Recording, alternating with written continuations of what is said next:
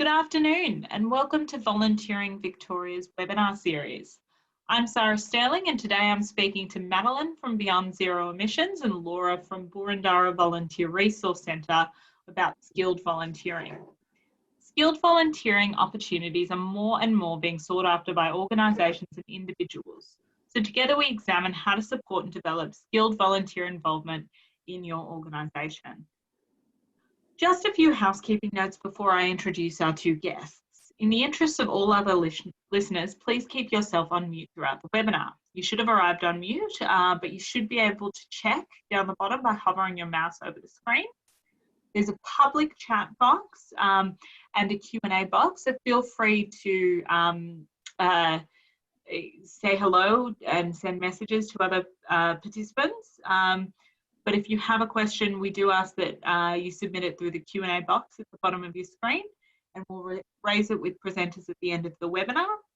If you're having technical troubles, please either use the public chat box or the Q&A box, and we'll try and assist you with the technology.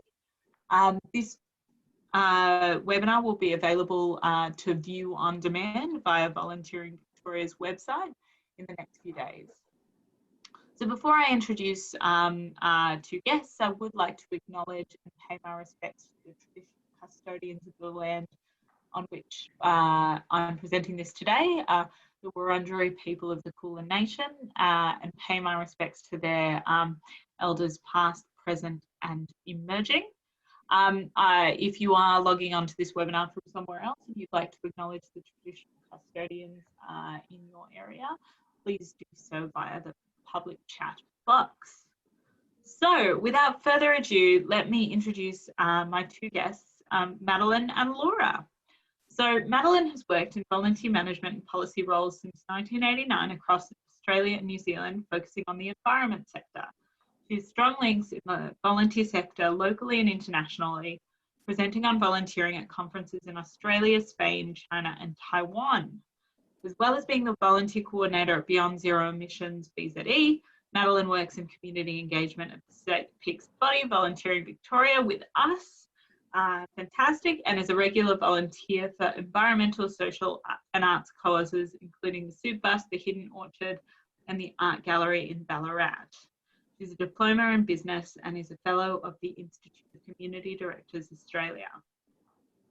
So Laura is the acting team leader, though we might have to update that position, in Boroondara Volunteer Resource Centre, a service operated by the City of Boroondara. Each year the Boroondara Volunteer Resource Centre provides support to over 1,000 prospective volunteers and more than 300 community organisations seeking volunteers. Laura has been responsible for the operation of the Boroondara Volunteer Resource Centre's Skilled Volunteer Program, including the Boroondara Volunteer Skills Bank, an annual speed networking event, the Skilled Volunteer Meet, which we will talk more about. Prior to the Boroondara Volunteer Resource Centre, Laura worked at Salvation Army in marketing and public relations and holds a Bachelor of Media Communications. So welcome, Madeline and Laura. Thank you. Thanks, Sarah. And Laura, you might actually have had a role title since we got this webinar together a little while ago, if you want to correct me. No, that's okay. Thanks, Sarah. It's Volunteer Support and Development Lead. Fantastic. Thank you. And so for all of you who've logged on, thank you. We're really thrilled that you've come and joined us on this webinar. It is worth noting that we got together as a group in person when it was still when we were still allowed to do so, and so this webinar was put together prior to obviously some of the rapid changes we've seen in our local world due to COVID-19. So this webinar is not directly focused on COVID-19 at this point and how that affects skilled volunteering, but we will be able to take any questions that you have on notice. Volunteering Victoria did run a special COVID-19 webinar yesterday, so on the 1st of April, and it's available for download on Volunteering Victoria's website. So without further ado, I will stop talking. So what we do like to do is talk a little bit about, hear a little bit from each of the presenters about themselves and their organisation. So I'll throw to you, Madeline. Thanks, Sarah. So Beyond Zero Emissions, or BZE, we're a climate solutions think tank that started in 2006. And what we do is produce independent research solutions that demonstrate that a zero emissions Australia is affordable and achievable now. Our reports provide detailed pathways for a 10-year transition in each major sector of Australia's economy. And also we focus on place-based reports too, so how a particular location could make a transition across the whole of the economy and community to a zero emissions perspective. And we're a small organisation, so we have 7 part-time staff, but 90% of our work is carried out by volunteers. In terms of where we stand, I think it's a really amazing result for volunteers. BZE is currently ranked 49th in the Global Think Tank Index, which is produced out of Philadelphia. And that's really attributable to amazing input by volunteers, and particularly skilled volunteers undertaking research. And the other thing that's worth mentioning is that last year we won the inaugural Premier's Sustainability Award in Victoria for environmental volunteering, and that was specifically won by a team of our volunteers, not by the organisation, but by a team of volunteers that produced a piece of research called Electrifying Industry, which was a world first on changing industrial processes to renewable electricity. So that's BZE. Fantastic. And as I did mention in the introduction, Madeline, we're also lucky enough to have Madeline doing some work with us at Volunteering Victoria, which is one of the reasons she got roped into this webinar. So Laura, would you like to tell us a little bit about yourself and Boroondara? Yeah, thanks, Sarah. So my name is Laura, and I'm from the Boroondara Volunteer Resource, or I am the Boroondara Volunteer Resource Centre's Volunteer Support and Development Lead. The BVRC encourages and supports volunteering in the community by offering a range of free services for volunteers and community organisations seeking volunteers. I work alongside a dedicated team which provides information about volunteering opportunities with prospective volunteers. We support community organisations in volunteer recruitment. We run community events, including the Boroondara Volunteer Expo and the Skilled Volunteer Meet, which connects prospective volunteers with volunteering opportunities. We coordinate a capacity building workshop scheduled for local volunteers and community organisations, and we manage a skilled volunteering program to provide skilled volunteers with meaningful ways to make a contribution. Fantastic, Laura. That's great. And the other kind of standard question that we often ask at our webinars is a little bit of an origin story, because we know that lots of people find volunteer management through a really diverse range of ways. So Madeline, what was your first role in volunteer management, or how did you start working with volunteers? I'd probably be like a whole lot of other people, and started by being a volunteer, and then being lucky enough, I guess, to be in the right place at the right time and being offered a volunteer or a paid position in volunteer management. So lots of the things that I did originally were practical conservation, so lots of planting trees, pulling out weeds, building pathways and tracks, that kind of stuff. And then, yeah, being in the right place at the right time and moving quite quickly from that into running a government-funded volunteer program in the environment sector, in the land care sector, and then just, yeah, gradually moving on from there into all sorts of different things, but pretty much always in the environmental side of things for me. Fantastic. And how about you, Laura? Yeah, good question. So I started off at the Salvation Army, and I was working in, I had a few roles at the Salvos, but they were in marketing and public relations. One of them was helping recruit volunteers for a foster care program. I was also a volunteer myself at the Salvation Army 614 project in the city. And then I moved over to council, and I was working in the communications team, and then a role came across in the BVRC that seemed to be a perfect fusion of my previous work at the Salvos, and yeah, have moved to the BVRC. Fantastic. So without further ado, we'll talk about what we were going to be talking about, which is, I guess, what is skilled volunteering? So I think it's always helpful to establish a baseline. And Laura, if you want to kind of chime in with what you at BVRC look at as skilled volunteering. For those who want to know, there's a VA definition on the slide as well. Beautiful, thank you. Well, a skilled volunteer for us is someone who we define as an individual with training or experience in a specific area and who requires little to no minimal additional training to complete the volunteer task or project. Some examples of skilled volunteer roles might include managing social media platforms, providing advice or setting up a new database, designing and developing a website, writing a grant application, or developing a video. While traditional volunteer roles might need to be completed on site or at an organisation, many skilled volunteer projects can be undertaken online or at home. Skilled volunteer roles are often discrete project-based voluntary activities which are flexible around family, work and other commitments. Skilled volunteering provides an avenue for people to contribute and make a difference in a meaningful way.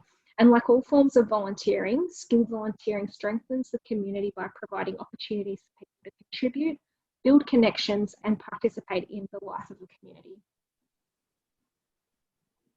Fantastic. Thank you, Laura. And worth noting that this webinar, though planned prior to obviously our current move to more online projects, it's a really good thing to be thinking about in the current climate. Are there ways you can continue to engage people in skilled opportunities from home? So Madeline, did you want to chime in as well? Yeah, look, I think all of those things that Laura mentioned, so really an amazing opportunity for people to use their skills, but also for organisations to tap into some amazing skills as well. And one of the things that I think is important to mention too is that skilled volunteering that we do often involves mentoring skills. So that kind of industry level experience is really great for some of the, particularly some of the younger volunteers who are starting out on their career paths. Having that opportunity to have their research work peer reviewed or be mentored by somebody as they pull that together, I find that that mentoring side of things is a great skilled volunteer opportunity too for people to contribute, you know, often after or while they're getting towards the end of an amazing career, to contribute that back to an organisation. Fantastic. And we'll stay with you, Madeline. I guess just to expand on what you have been talking about a little bit is, what are the benefits really of skilled volunteering to organisations and individuals? Well, I guess as an organisation with 7 part-time staff, we could never ever hope to cover all the things that we need to be skilled at as an organisation to deliver. So for us, it is the chance to bring in a huge range of skills actually to complement the work that we're doing and to enable us to deliver what we do, to be able to tap into those skills and have those people come and give their time as volunteers to what we do is a phenomenal opportunity. For the volunteers, I think the opportunity for them to use their skills or even to improve their skills in some cases, to be part of a team volunteering alongside others and alongside our staff is something that gives them a high level of satisfaction. And whether that's completing a specific project or generally supporting the organisation with something on a long-term basis, that is really good experience for volunteers to have. And then in terms of personal satisfaction, I guess I'd use the example of that team that I mentioned that won the Premier Sustainability Award last year. In pulling together that research for the Electrifying Industry report, they were able to have contact with industry experts around the world and have those people peer review their work and help them to pull the content of the report together. So that's the kind of experience that I think would be very difficult to gain by yourself, but being part of an organisation gives you the opportunity to focus a little bit more outward into the wider world and tap into those sorts of opportunities. So we had a staff member who managed the overall content and the direction and the idea of the report, but we had volunteers, skilled volunteers that took on individual parts of the plan, researched them, made contacts, submitted their ideas, and then took them through to completion in the report. And then the end of that report was when we launched it late last year. We had an Electrifying Industry Summit at the Synchrotron, which is a place that I certainly never thought that I would go and visit. I have to confess that I didn't really know what the Synchrotron was until I found out that I was going there for the launch of the report. You Really might need exciting. to explain that for everyone online, because a synchrotron is a term that I have never heard of either. Don't ask me for a technical explanation, but basically it's a big donut that shoots high-speed light around a loop and does amazing things. You can go and visit it, and it's really an interesting place to go to. When we had that summit, we had people that came along and spoke from government, from manufacturers, and from various industries, along with all of our volunteers. So for those volunteers who were involved in delivering that report, and they weren't, I should also say, they weren't just technically skilled volunteers. We also had graphic designers and copywriters that were skilled in different areas that helped us to put that report together and put it out. So for all of those people, I think a really great networking opportunity at the end of that, and a nice way to round off their volunteer involvement in that particular project. Fantastic. Yeah, it's really good to hear the example. Laura, I'm sure BVRC has done quite a bit of work trying to figure out what the benefits to organisations and individuals are. Do you want to walk us through? Yeah, definitely. So over the last 3 years, we've observed lots of different benefits for the community, so skilled professionals and community organisations as well. Organisations can really make their organisational must-dos and wish lists a reality. They can build their capacity to complete projects and tasks in a cost-effective way. It's an opportunity to discover opportunities for volunteers to add value to their organisation in other ways, and also to be exposed and introduced to fresh perspectives and ideas as well. So volunteers really are a breath of fresh air and can bring in so much of their own personal professional experience to the organisation as well. Individuals can also apply their professional skills in a non-profit context. They can meet new people from diverse backgrounds. They can develop and expand their professional network, develop and improve their skills and knowledge, explore other areas of interest professionally, and engage in activities that support the community. And that's what we've found. Fantastic.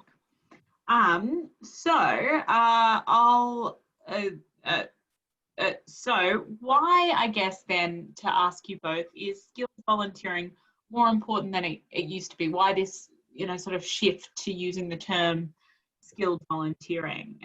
Laura, I'll go to you first. Thanks. So what we've noticed is the landscape of volunteering is changing considerably over the last few years. And while traditional volunteer roles still require a regular commitment over a period of time, so like delivering meals to a person in need or tutoring English once a week, they still have a place. There are changes in technology, community demographics are changing, and volunteer aspirations mean that people are increasingly interested in short-term, flexible volunteer opportunities, which can fit around family, work, and other lifestyle commitments.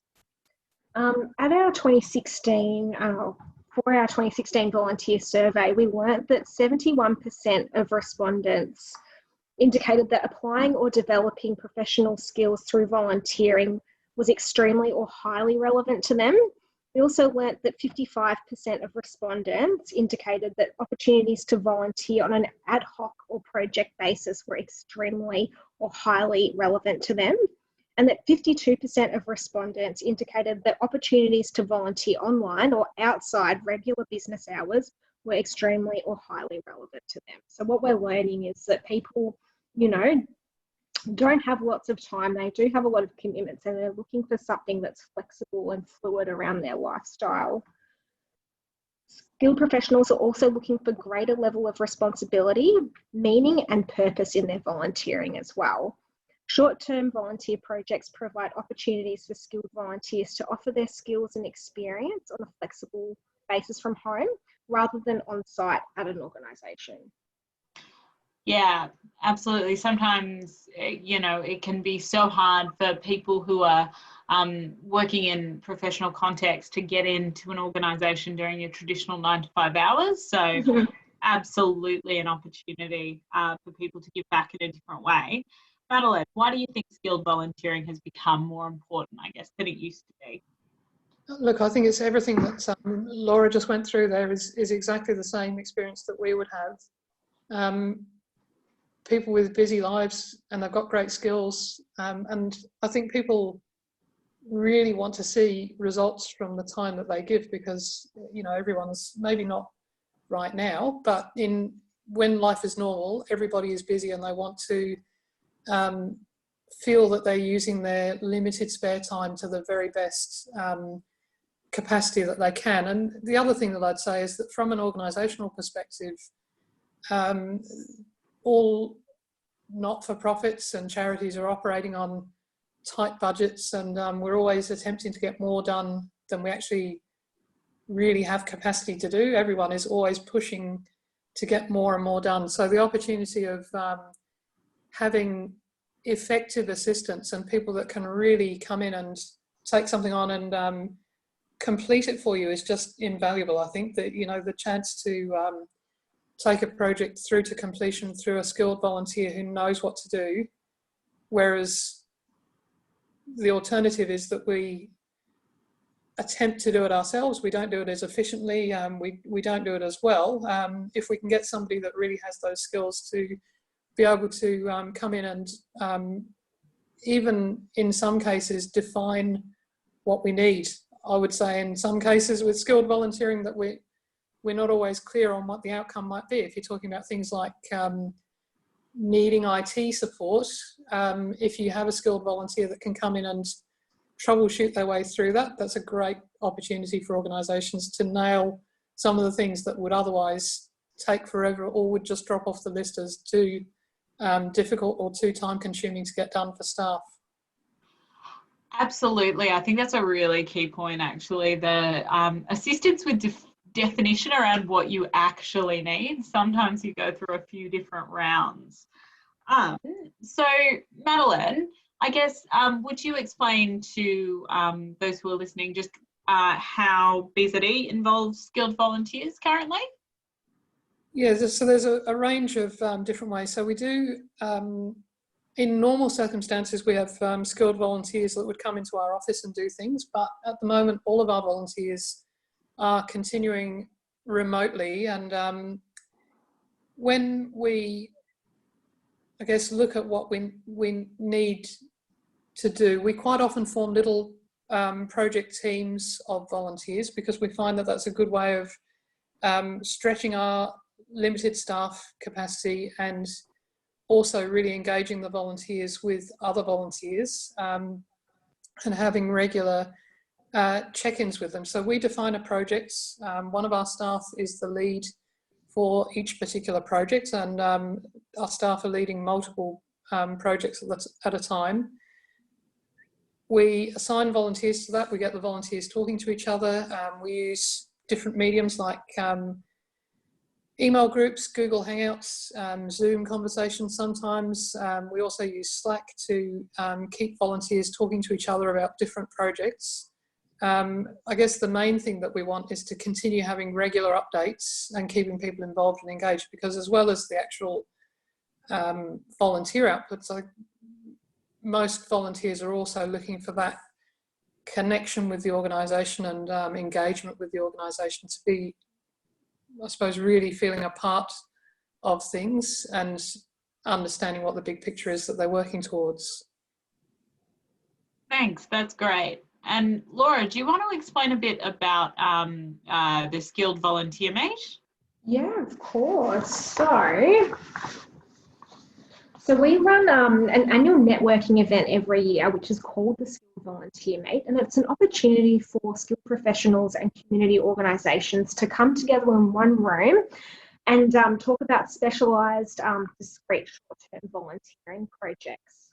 So at the meet, generally we have about 30 local community organisations and about 70 skilled professionals, and those organisations have about 45 seconds to pitch their skilled volunteer opportunity and share their ways that they can, and for skilled professionals to share how they can get involved as well. After the pitches are complete, skilled professionals then have the opportunity to follow up with community organisations, and in that time they can discuss how their skills can be a good fit for the organisation's projects, and they might be able to also discuss other ways that they can add value as well. So they might say, hey, you were talking about this amazing database project, but I also have experience in social media and marketing, and they can talk on the spot about how their skills can make a meaningful contribution with that organisation. So after the meet, organisations can then follow up with their new skilled volunteer leads, and they're ready to take on that skilled volunteer project. At the meet, we've seen skilled professionals put their hand up for local community organisations in areas like marketing campaigns, applying their OH&S knowledge to assist with revising safety procedures, and also fill board and committee positions as well. Fantastic. It's really, I think, a great mix of speed dating meets volunteering. That's right, and it's a great opportunity as well to get everyone in the room at the same time, meeting and talking, rather than, you know, awkward connections online and meeting in person. This is a great way to just have that conversation all in one spot, live in the room. Absolutely, great way to kind of bring people together. And we'll just backtrack slightly. Aside from the Skilled Volunteer Meet, Madeline, how would you typically go and recruit skilled volunteers? So we do get a lot of students and young professionals that come to us, and either they approach us directly, or sometimes they do that through their studies, that they're recommended to come and talk to BZE. Particularly for students, I think, yeah, a really good way to get some practical experience and help to deliver some research and plans for a zero carbon Australia. We also do get volunteers that come to us that have already got, you know, significant experience in their field, and they might help by writing some of the research or peer reviewing work. So for younger volunteers, there's a great opportunity there to do some networking with other skilled volunteers who've already got some of those contacts to draw on and significant industry experience. And then I guess for other roles, skilled roles that are not necessarily connected with climate solutions. So we look for people with skills like being able to do graphic design or copywriting, or maybe produce infographics or things like that for us. For those people, we would tend to do that through our website, through our social media, but also using sites like Go Volunteer and Seek Volunteer to find people. Absolutely. And, you know, I'm sure, Laura, while you don't necessarily engage with a large pool of skilled volunteers directly, organisations have given you feedback that the Skilled Volunteer Meet has been quite helpful. Yeah, that's right. We also manage a skilled volunteer bank as well. And that's where skilled professionals come to us and they say, hey, I've got skills in web design, I'm a lawyer, I'm an OH&S professional, and we'll add them to the bank, and then all of our members, so our BVRC members, can draw from this bank. So if they do have a skilled volunteer opportunity, they can draw from these volunteers who have put their hand up and connect with them that way as well. Fantastic. So moving along, in terms of recruiting volunteers, we know that often a volunteer role description is really helpful in setting expectations. So for those listening, what's important to include on a skilled volunteer role description? Madeline? I think really important to tightly define what you want, and going back to that idea that skilled volunteers really, I think, are looking to use their time and capacity to really make a difference. So when they approach a skilled volunteering opportunity, I think they really want to understand what the outcomes will be from contributing their time. It's a little bit different than somebody who's prepared to come in and help on a regular basis every week with doing office admin or helping out in a general role. I think skilled volunteers are really looking for those opportunities where they'll be able to measure themselves what they've achieved and whether they've achieved the outcomes that the organisation is looking for. So I think really locking down the expectations also helps the volunteer to decide if that's an achievable role for them to complete. So for us, looking at it from the organisational perspective, when we are wanting to get something done with a skilled volunteer, we need to know that the person that we appoint to that volunteer role will be able to deliver for us, because often it's tied to time-specific outcomes. So if they're doing a part of some research for us that is going to be published, then we need to know that that volunteer can commit and will be able to deliver in the time frame that is required to go into the whole piece of work. So yeah, I think a really sharp role description, we normally approach them in exactly the same way as we would if we were employing somebody. So all of those good role description things that we know about in the volunteer sector, of understanding the time commitments, when we want things to be completed, what skills the volunteer needs to bring with them, what support we can provide to the volunteer, are all really important for skilled volunteering roles. Fantastic. And Laura, you guys actually at BVRC, it's my understanding that prior to the skilled volunteer meet, you'll actually support organisations to make sure their skilled volunteer role descriptions are really tight. So what do you advise, or what do you tell organisations is important to include on a skilled volunteer role description? Yeah, I'd really like to echo what Madeline was saying before. You know, that skilled volunteer description is key. And that's just like a regular volunteer description. It articulates the desired key tasks, responsibilities and expectations of that volunteer. Some of the things that we speak about with organisations prior to the meet, we ask, what are the specific outcomes or deliverables that the volunteer is expected to produce? What's the time frame for that? It's really important to be clear and concise, because otherwise it's going to be confusing for everyone who undertakes that skilled volunteer project. We also ask what the specific skills the volunteer will need to have to complete the role successfully. So do they need a qualification? Consider the skills that you're willing to teach them as well. Another consideration is how you're going to measure the success of that project. And one way that you can do this is through the SMART model. So SMART stands for specific, measurable, achievable, relevant, and time-bound. So just thinking about these different elements when building your skilled volunteer description. Also need to consider what impacts the volunteer's ability to successfully complete the role is, and any obstacles and how they might be overcome as well. Yeah. Absolutely. I think getting those things together is really key. So I think one key thing that is interesting to think about particularly when managing skilled volunteers, is how do you approach training and support for a volunteer who may be more proficient than you in doing what they're doing? So for example, I myself am not a website builder, but if I, as a volunteer manager, was to be managing a website volunteer, I guess what's important, how would you guys approach training and support for that volunteer, given their technical expertise far exceeds mine? Madeline.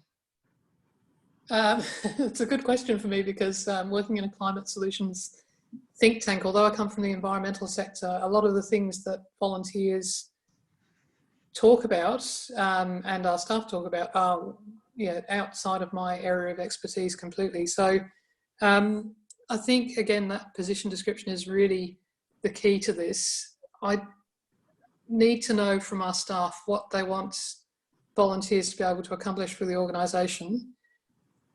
I don't necessarily need to be able to do that myself. I just need to know how to describe it properly so that we get the right fit for a volunteer and for the organisation. So, yeah, there are some things that are easier for me to research and describe, but there are some of the technical things that we've had volunteers doing that I've really had to get some input from staff who are technically qualified and ask them to make sure that I'm on the right track with the position description. Once we've got that clear position description, I think that then gives volunteers the opportunity to make a properly informed decision on taking the role and being able to deliver. So, yeah, I think I don't necessarily need to know how to do everything, but I need to know enough to be able to put together a proper position description and then link them to our staff who will be able to support them in that role to deliver what is needed, and also to make sure that we've selected the right volunteer in the first place who is proficient in doing what is needed and understands the outcomes that we're looking for from them. Yeah, fantastic. It is a really good, really good point that it's making sure you set those expectations. Laura, how would you approach this? Yeah, look, for organisations who feel like they're in this position, it's important to remember the reason why you engage the volunteer in the first place, and that's because they're specialists in their field and they hold that expertise, and that's totally okay. But if you find that a volunteer requires support and you feel like you're not able to provide it, there are some things that I would recommend. The first is reaching out to your own professional networks. So thinking, are there people within your organisation or your local volunteer support network who you can connect with to see how they managed a similar situation, or if they have a mentor that they can share with you? Another way you could go about it is connecting with your local volunteer resource centre. So if you're in our area in Boroondara, you can connect with like the Boroondara Volunteer Resource Centre or Volunteering Victoria, who offer a suite of workshops for both volunteers and managers of volunteers for professional development. Another important thing to do is review the position description just to determine if you and your volunteer are still on course with your project. So it's important to ensure that for all projects that you're following that SMART model that I was talking about earlier, and just make sure that those outcomes are achievable for both you and your volunteer. And lastly, I would suggest setting up time for regular supervision or catch up to catch out any issues before they become bigger problems down the line. Absolutely.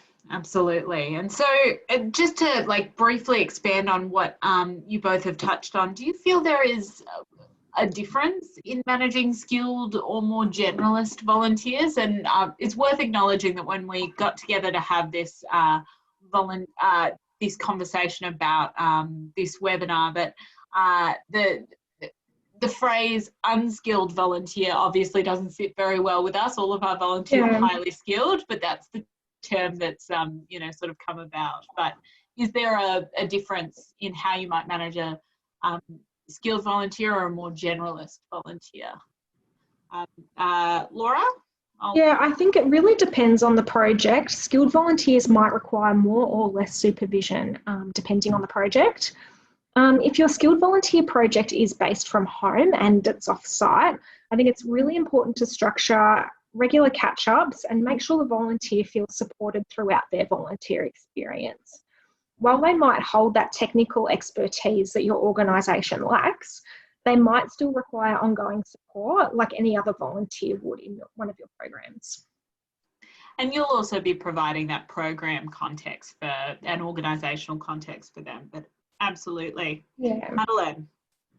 Yeah, look, I think exactly the same as Laura said, and that importance, particularly right now, of regular catch-ups. I wouldn't be alone in having spent more time on Zoom and phone calls in the last week than I think ever before in catching up with volunteers who are doing things, just to have that regular point of contact. But I think some things like that are common across all roles, whether it's a skilled role or a general role, that volunteers need that support. They like to see the bigger picture of what the organisation is doing and how their role fits into that. But I think skilled volunteers are often really looking for that structured plan and to be able to tick off outcomes as they go through a project and understand, you know, where the project is up to or how that fits into the big picture of something that is moving towards a conclusion, as opposed to the general volunteers that are coming in and helping out week after week with things. So yeah, I think that what Laura said is exactly what we do, the regular catch-ups, and making sure, particularly if they're volunteering from home, which obviously pretty much everyone is doing at the moment, that we have those regular catch-ups and keep them in touch with where we're going with them as individuals, with their projects, and in the big picture for the organisation too. Yeah, fantastic. And then just a reminder to all, we have a few more questions that we've sort of organised with Laura and Madeleine, but please feel free if you have any questions for either of them about the specifics of the Skilled Volunteer Meet or the specifics of how Madeleine's been working with skilled volunteers at BZE, feel free to put them in the chat box or the Q&A box now. So I guess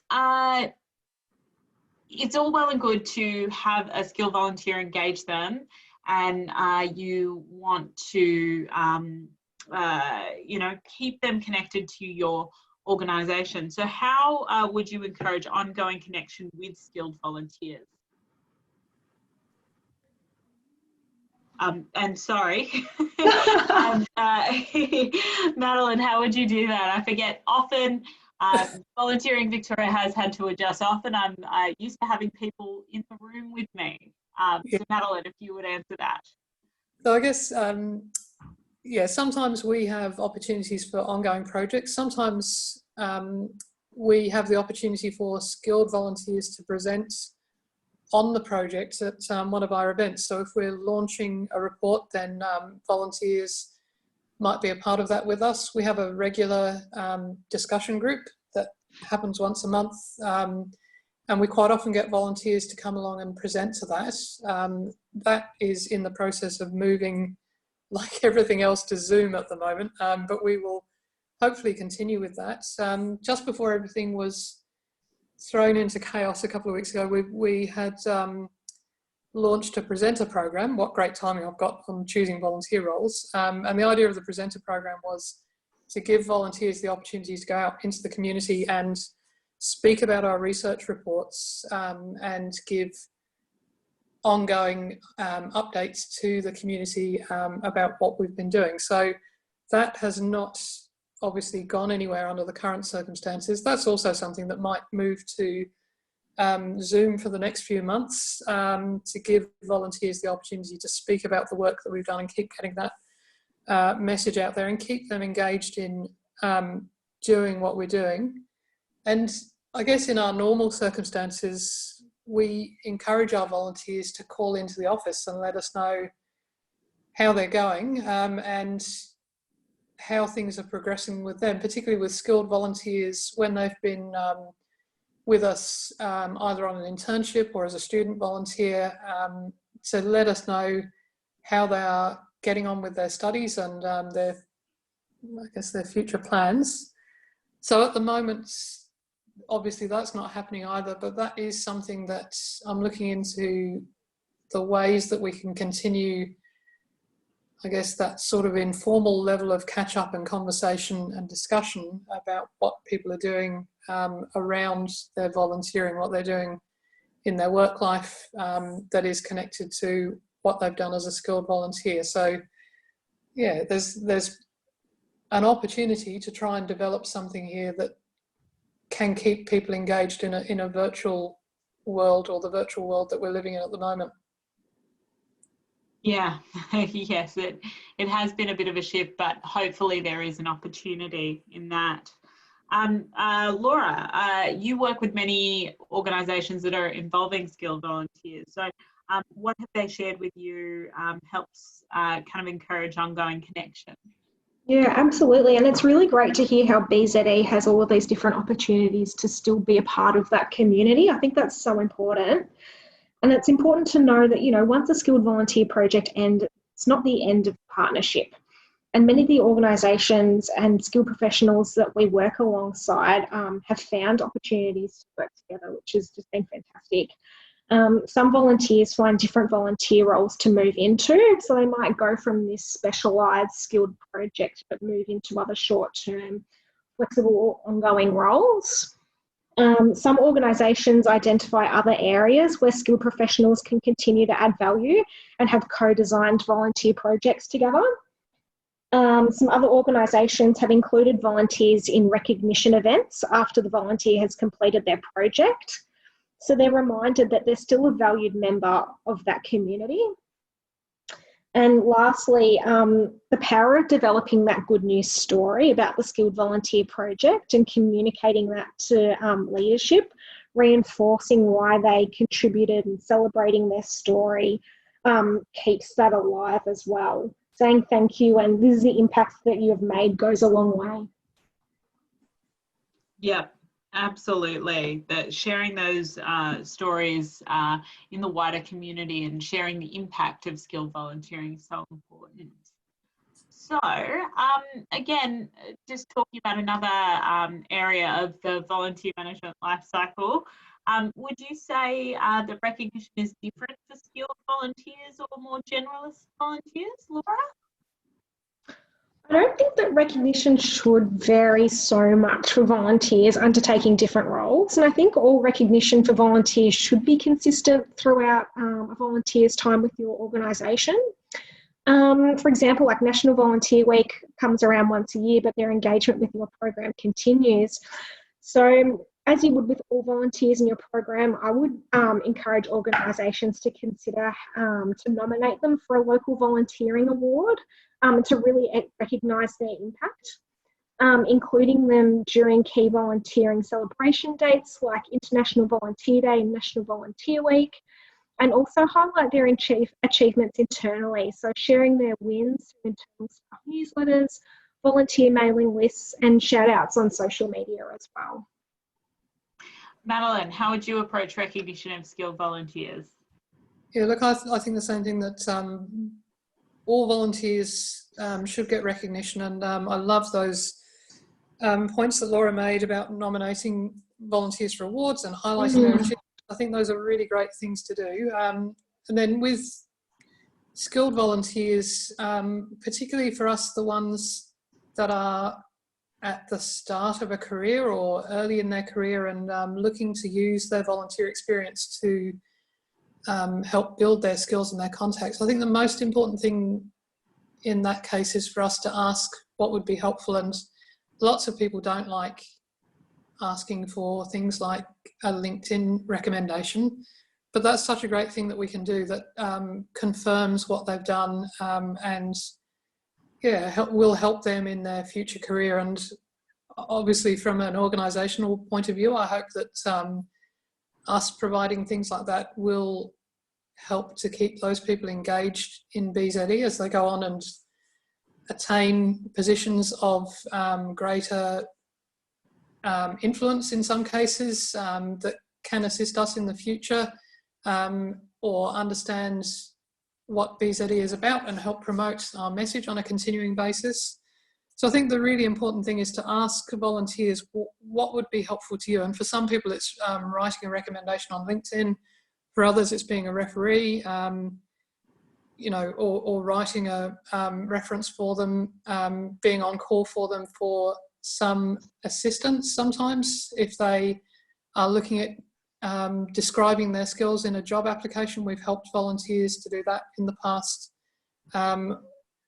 and provided links to where they can show their specific achievements with our organisation. So yeah, I think it's general recognition for everyone, and for volunteers that are using it for, using it is probably not quite the right way to describe it, but hoping that volunteering will help them in their future career, then asking them what would be helpful and suggesting some of those things to them is always a good way of giving them some extra recognition. Yeah, fantastic. And absolutely understanding, targeting, we talk about effective recognition as targeting the motivation of volunteers, and that absolutely applies for skilled volunteers and generalist volunteers.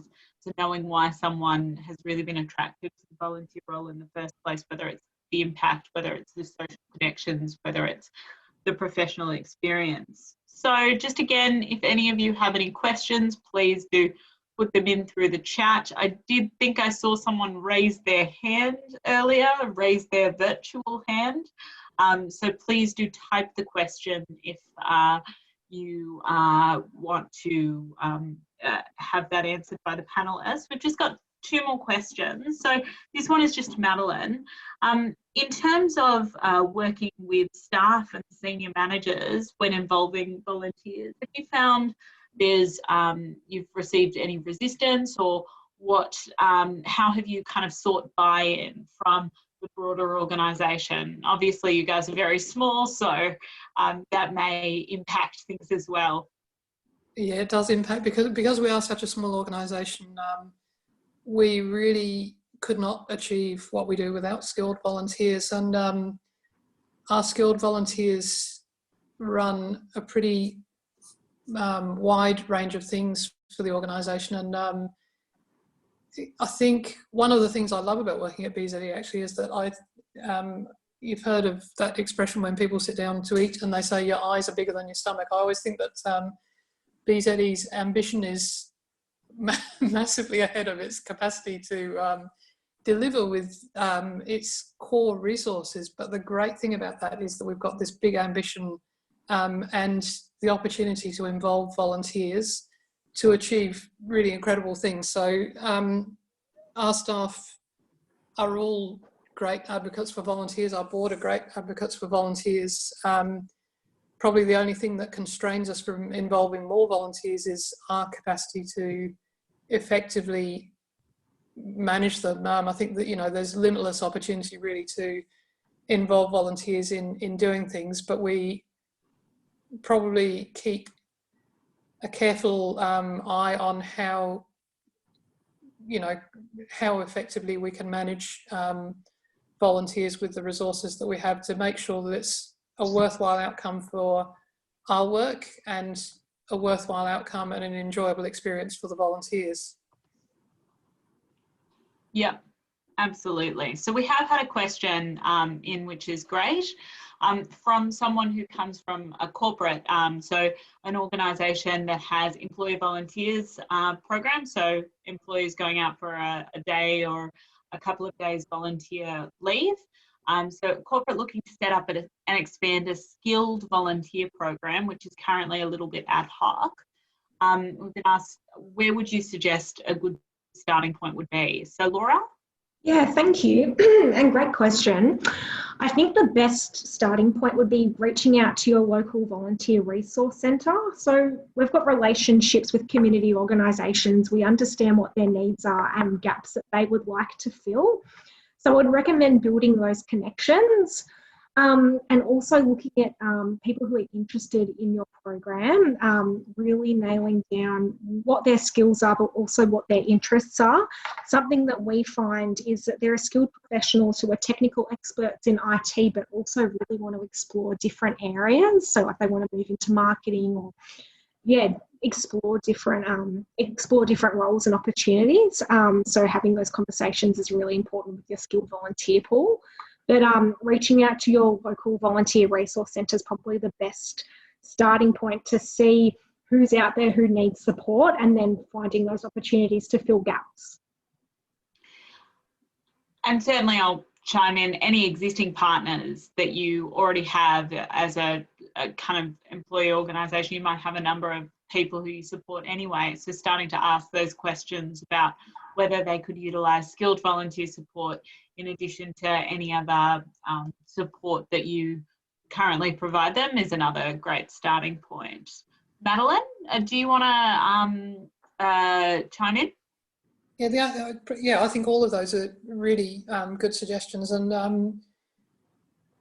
I agree with Laura actually that the idea of people wanting to move into different areas from the area where their current qualifications or skill set lies is a good one, because volunteering is often a way to explore different opportunities and see where you might want to develop your career. And I guess the other thing from a corporate point of view, I'd be looking at whether there is somebody in the organisation who is championing a cause or an organisation that they would love to get involved with, or if there is some collective interest from employees in doing some particular type of activity, and whether there are ways to find multiple skilled volunteering roles within that to assist a specific organisation might be a good way of going through that. I think, again, looking at those position descriptions and what sorts of things people want to contribute. If you're looking at skilled volunteering, is there an organisation where you could maybe contribute at different levels, different types of skills to an organisation, and come in and, maybe you need to do some kind of audit first on what they're looking for and what skills you've got to bring along that could help them. Yeah, that's great. I think, in setting up employee volunteering programs, my experience is that expectations and setting expectations are particularly important in building relationships between an employee volunteer program and the organisation that's involving those volunteers, and even more so when it comes to involving having skilled volunteer opportunities at that program. Does anyone else, is there any other questions that come through? Otherwise, I'll ask my final on-the-spot question to these two, which is just, do you have any advice for those who would like to involve volunteers, involve more skilled volunteers in their program? How would you start? So a bit more generalist than the question related to employee volunteering. Laura? Yeah, so how you can involve more skilled volunteers in your program? Yes. Yeah, definitely. So I think it's all about planning and seeing what gaps you have in your organisation and finding different ways to include volunteers in your programs. And meeting with people across your organisation. It might not just be your volunteer or your dedicated program who could use the support of volunteers. It's reaching out and connecting to people and having those conversations about how people in the community can add value with their specialised skills.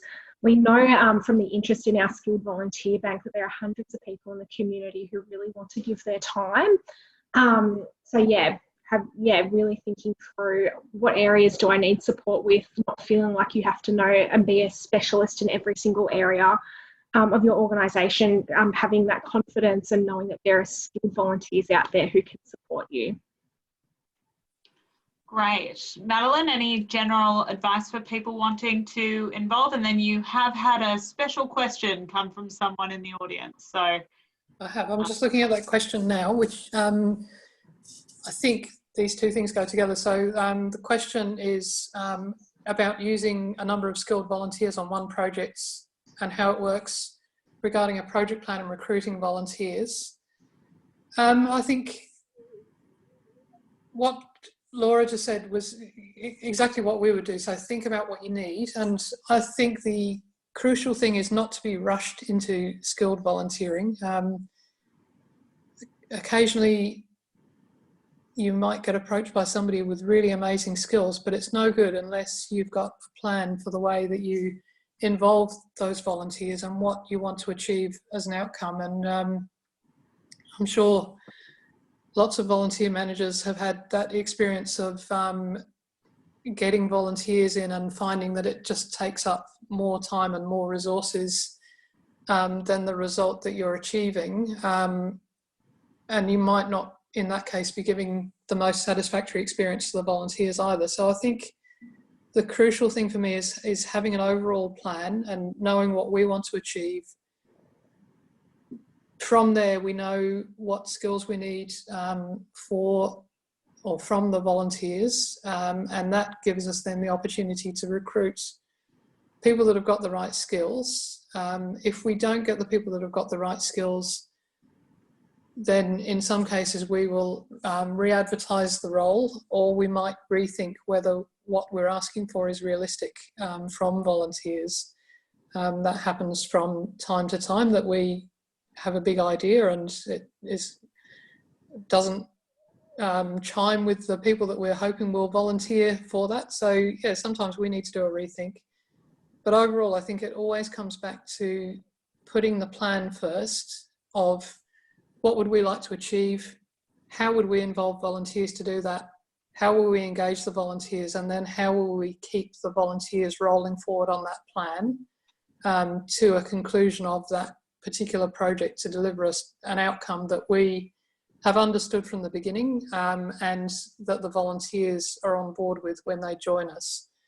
Obviously, plans do change from time to time. Sometimes the ambition for the plan or the project grows as people come on board and bring new skills with them. But yeah, generally I think it really is about the pre-planning to get things right from the beginning with skilled volunteers. Wonderful.